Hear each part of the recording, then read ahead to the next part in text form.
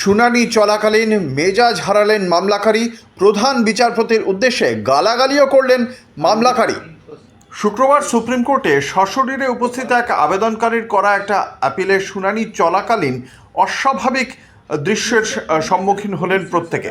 আবেদনকারী আদালত কক্ষে মামলার কাগজপত্র ছুঁড়ে ফেলে দেন, ভারতের প্রধান বিচারপতির বিরুদ্ধে গালিগালাজ করেন।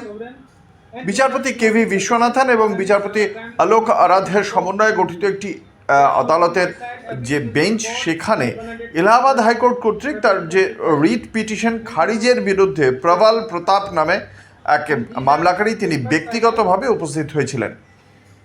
তিনি বিএনএসএস এর দ্বারা 173(4) অধীনে তার আবেদনটিকে একটা ব্যক্তিগত অভিযোগের মামলায় রূপান্তরিত করার বিরুদ্ধে সুপ্রিম কোর্টের দ্বারস্থ হন। যখন মামলাটি শুনানির জন্য ডাকা হয়, তখন আবেদনকারী বেঞ্চের উদ্দেশ্যে অস্বাভাবিক মন্তব্য করেন।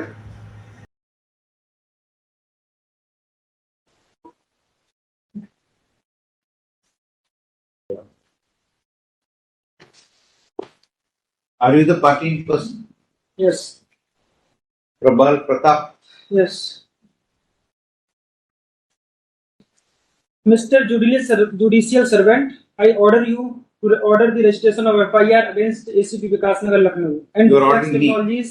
You're ordering us. I am the sovereign and Duplex Technology Services for running cybercrime syndicate in across the country. That's all from my side. Everything is on record in 155 pages of the file, and that's all from my side. And these are few papers I have.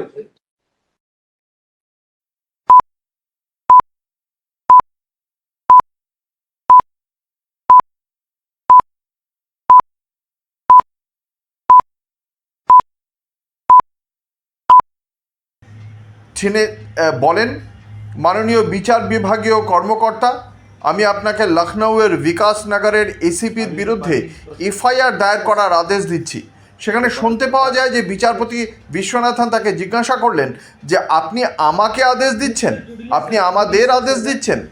এরপরেই আবেদনকারী ওই ব্যক্তি হঠাৎ করেই আদালত কক্ষে মামলার কাগজপত্র ছুঁড়ে ফেলে দেন, ভারতের প্রধান বিচারপতির প্রতি অশালীন ভাষা প্রয়োগ করেন এবং সঙ্গে সঙ্গে সুপ্রিম কোর্টের নিরাপত্তা কর্মীরা তাকে ধরে ফেলেন, বাইরে বের করে দেন।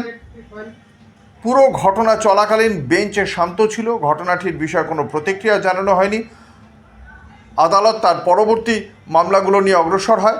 পরবর্তীকালে আদালতের পক্ষ থেকে জানানো হয় যে এই আবেদনকারীর অবস্থা বিবেচনা করে তার বিরুদ্ধে কোনো ব্যবস্থা গ্রহণ করার প্রস্তাব গ্রহণ করা হচ্ছে না। এই মামলার গুণাগুণের বিষয়ে নথি পর্যালোচনা করেছি এবং হস্তক্ষেপ করার মতো কোনো উপযুক্ত কারণ খুঁজে পাননি আদালত, এমনটাই আদালতের পক্ষ থেকে জানানো হয়েছে। এই ঘটনায় বিচারপতিরা হতাশ হয়ে পড়েন। বিচারপতি বিশ্বনাথন মামলাকারীর বিষয়ে সহানুভূতিশীল বলেই জানান, 2025-এও একই রকমভাবে প্রাক্তন প্রধান বিচারপতি BR গাভাইয়ের উদ্দেশ্যে জুতো ছোঁড়ার ঘটনা ঘটেছিল।